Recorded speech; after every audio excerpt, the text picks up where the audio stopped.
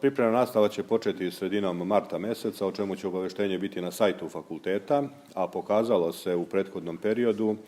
da je to dobra praksa koju primjenjujemo s obzirom na rezultate na prijemnim ispitima koji budući studenti postižu kada prijemni polažu pre upisa na naš fakultet.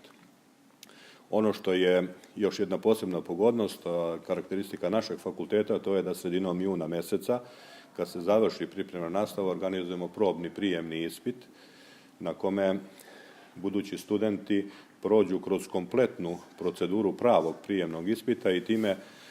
u najmanju ruku razbiju tremu za pravi prijemni ispit, a ujedno sagledaju i svoj položaj, odnosno znanje koje su stekli i da eventualno, ako nešto nedostaje, dopune u narednih 10 dana koliko je ostalo do pravog prijemnog ispita.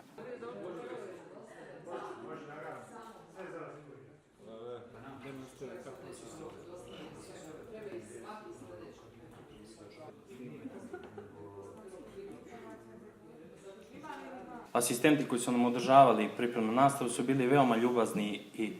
korektni, tako da smo dosta zadataka prešli i gradiva i da uz pomoć njihovu smo sa lakoćom